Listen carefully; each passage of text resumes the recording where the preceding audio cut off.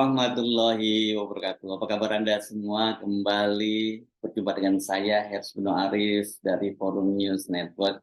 Kalau Anda mengikuti perkembangan terbaru dari kantor Komisi Pemberantasan Korupsi (KPK), ini makin seru ya. Saya mendapat kiriman link berita dari seorang sahabat. Ini dia mengirimkan ini link berita dari detik.com ya. Ada dua berita yang dia kirim. Pertama ini adalah beritanya tentang ruang kosong di KPK sebab pegawai mogok kerja protes pencopotan Endar. Itu berita pertama yang dikirimkan. Berita kedua ini tampaknya ini berupa konfirmasi berita dengan judul KPK tepis pegawai mogok kerja tapi ruang kerja penyelidik dan penyidik kosong. Dari dua link berita tadi ada 3 foto yang menunjukkan 2 ruang kerja yang kosong. Pertama foto ini kelihatan ruang yang memanjang yang penuh dengan berkas-berkas, peti-peti berisi bukan peti ya, apa ini ya, box plastik begitu yang mungkin berisi berkas dan tapi tidak ada satu orang pun pekerja di ruangan itu. Dan ini foto yang kedua, ini fotonya diambil dengan posisi yang melebar. Tapi kalau saya amati kelihatannya ini memang diambil dari ruang yang berbeda, diambilkan dengan diambil di ruang yang berbeda dibandingkan dengan foto yang pertama tadi. Serta ini ada satu foto lagi, ini berupa meja panjang kosong dengan latar belakang tumpukan kardus-kardus penuh dengan dokumen. Ya, kalau kita bisa mendapatkan kesan ini memang ruang kerja yang kosong, ruang kerja yang ditinggalkan oleh para pekerjanya. Kalau lihat kredit fotonya ada keterangan dalam kurung doc istimewa atau dokumen istimewa. Keterangan foto itu menunjukkan bahwa foto-foto itu bukan diambil sendiri oleh wartawan detik.com, tapi itu foto kiriman dan patut diduga dari orang dalam di KPK. Atau mungkin saja ini salah satu foto yang dikirim oleh salah satu penyidik yang ikut mogok kerja. Disebutkan bahwa foto itu diambil dari ruang kerja para penyelidik dan penyidik gitu yang berada di lantai 9 dan lantai 11 gedung KPK. Ini biasanya disebutnya apa ini? Gedung Merah Putih ya, di kawasan Kuningan, Jakarta Selatan. Mereka ini di dalam narasinya disebutkan tetap hadir di kantor KPK mengisi absensi dan setelah itu mereka meninggalkan ruangan. Hari Selasa kemarin juga para anggota Polri di KPK, jadi tidak lagi disebut penyidik atau penyelidik tapi anggota Polri karena ini ada dua direktorat gitu ya, satu penyelidikan dan satunya lagi penyidikan. Dan tadi yang saya sebutkan Selasa kemarin para anggota Polri di KPK itu diundang bertemu dengan Firly, ketua KPK, namun mereka malah memilih melakukan walkout. Foto-foto itu tadi merupakan bukti nyata bahwa kasus pemecatan Endar Priantoro, Direktur Penyelidikan KPK dari unsur kepolisian ini mendapat perlawanan dari para penyelidik dan penyidik juga pegawai KPK lainnya.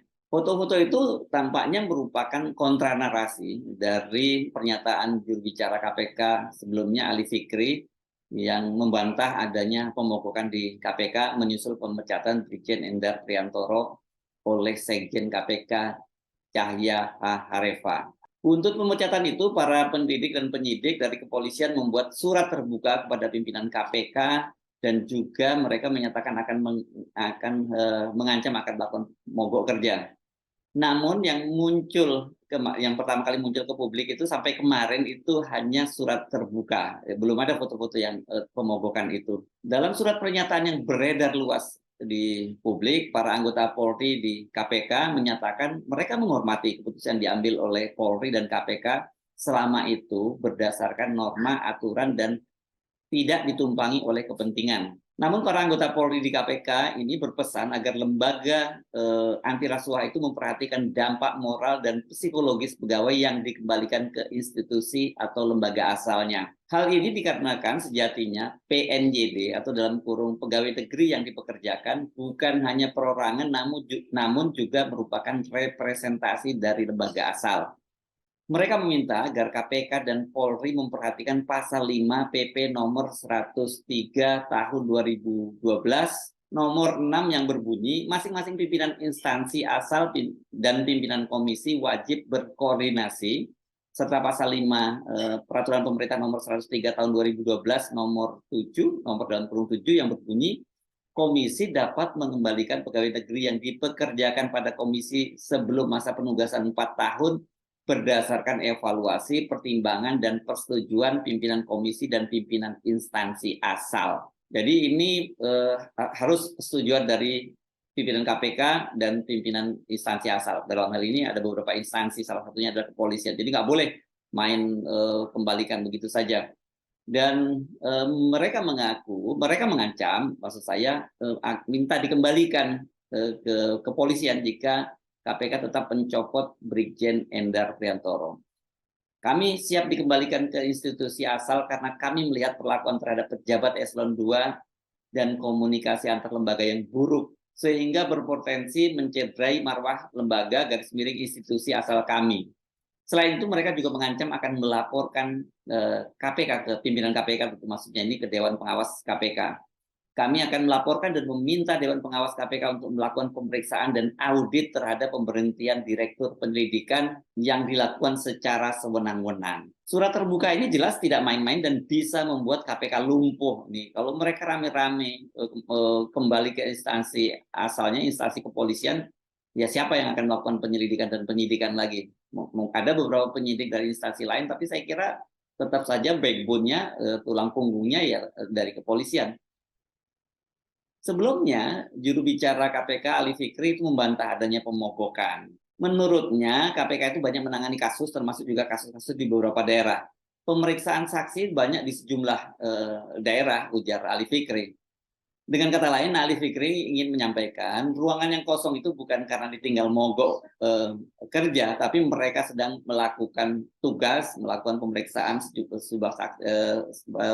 melakukan pemeriksaan saksi di sejumlah daerah. Tapi apa iya kalau mereka melakukan pemeriksaan saksi termasuk di sejumlah daerah itu sampai kosong melompong sama sekali ruangan itu tidak ada satu orang pun tersisa ya. Menanggapi aksi para anggotanya di KPK, Kapolri Jenderal Listio Sigit itu hanya menjawab secara normatif. Saya kira aturan-aturannya sudah ada, aturan di KPK, aturan di kepolisian sudah ada.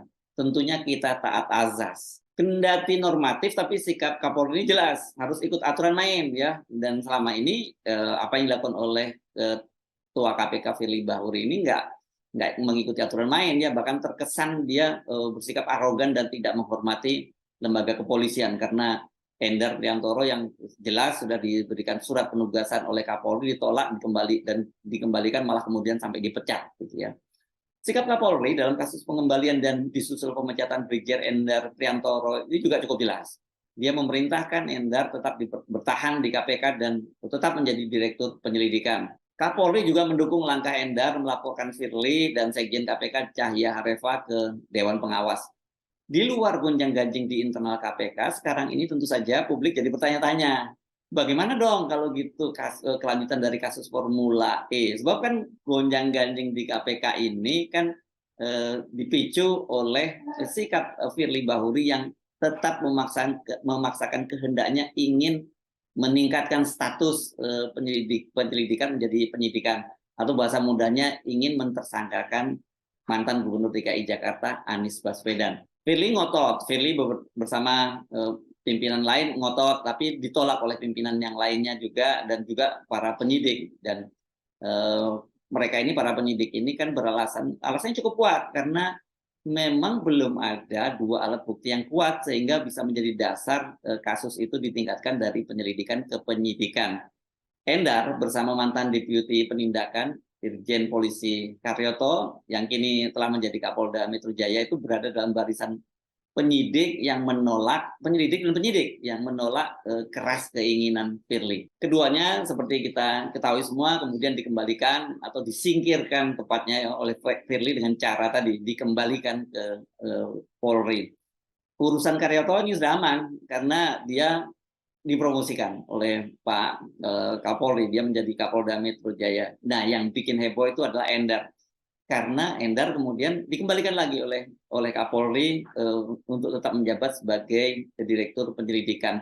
Dan belakangan kita tahu alasannya Kapolri itu mengapa dia memutuskan mengembalikan Brigjen Endar, karena menurut dia Kalau sampai kemudian 2 orang ini ditarik semuanya mengikuti keinginan Firly, yakni Karyoto dan Endar, di dua-duanya ditarik ke Mabes Polri, maka menurut Pak Kapolri ini akan melemahkan KPK. Saya pikir ini dengan terbukanya kasus ini ke publik, ya, adanya penolakan bahkan sampai mogok kerja, ancaman para anggota Polri minta dikembalikan ke instansi asalnya, ke Mabes Polri. Ini apa ya? Kasus ini kan sudah betul-betul terang benderang di mata publik, dan Firly tidak lagi punya alasan yang kuat untuk tetap ngotot mentersangkakan Anies. Dia juga tidak lagi punya backup politik untuk terus menjalankan skenario jahatnya itu. Presiden Jokowi walaupun menyampaikan pesannya secara mendua, tapi dapat diartikan dia menegur Firly dengan menyatakan jangan membuat gaduh, ikuti aturan atau mekanisme kerja yang ada. Kalau Firly tetap ngotot, ya, mentersangkakan Anies, yang bakal kena getahnya itu sekarang ini Presiden Jokowi. Sebab semua orang, semua publik memahami bahwa Pak Jokowi memang tidak ingin Anies Baswedan maju, dan bisa diartikan gitu apa yang dilakukan oleh Firly ini merupakan order dari Pak Jokowi. Nih pasti yang soal ini kan tidak dibiarkan terjadi oleh Pak Jokowi. Ini kan nama Pak Jokowi jadi tercoreng, ya, akibat langkah-langkah yang dilakukan oleh Firly Bahuri. Jadi apa yang bisa kita simpulkan sekarang ini? Skenario menghadang Anies dengan menggunakan jalan hukum itu di KPK tentu saja memanfaatkan gelaran Formula E itu sudah berantakan. Firly dan beberapa pimpinan KPK yang ingin mentersangkakan Anies harus melupakan dan membatalkan rencananya. Skenario KPK menggunakan Formula E untuk semacam justifikasi hukum menghadang Anies Baswedan itu sudah terbongkar habis, ya. Opsi menghadang Anies yang tersisa ini kalau mau tetap menggunakan jalur hukum, ya, yang operasi yang sekarang terjadi di Mahkamah Agung, ya, yang kubu Demokratnya Pak Muldoko sedang mengajukan PK, peninjauan kembali di Mahkamah Agung. Ini kan kalau mereka berhasil dikabulkan PK-nya, kan mereka akan berhasil merebut Demokrat, ya, merebut kepemimpinan Demokrat. Dan kalau berhasil direbut Demokrat, kan ini tinggal mereka kemudian membuat surat penarikan dukungan kepada Anies Baswedan. Apalagi kan ini pendaftaran belum berlangsung, ya, jadi masih bisa melakukan penarikan. Kalau skenario ini juga tidak jalan, yang tersisa ya tinggal jalur politik, dan jalur ini sejak awal saya nyatakan jalur ini jauh lebih elegan, ya. Jalur menghadang Anies secara politis itu jauh lebih elegan, tidak kasar melalui jalur seperti jalur hukum. Karena itu kita bisa menduga bahwa Pak Jokowi kelihatannya sudah mengantisipasi ini dengan menyiapkan koalisi besar. Mungkin, ya, Pak Jokowi itu sudah lama mengendus bahwa jalur KPK ini bisa jadi akan berantakan karena memang dasar hukumnya tidak kuat, ya, dan apalagi sekarang ada perlawanan dari dalam. Maka plan B yang harus dijalankan. Kalau plan A tidak jalan, plan B yang harus dijalankan. Opsi politik itu jauh lebih fair lah, ya, fair dalam tanda petik, ya. Kalau ada misalnya nanti dalam pilpres ada kecurangan, itu pun agak sulit dilakukan. Jadi tidak sekasar ketika menjegal Anies Baswedan melalui jalur hukum mentersangkakan dia dalam gelaran Formula E di Jakarta. Saya Arif, sampai jumpa lagi. Wassalamualaikum warahmatullahi wabarakatuh.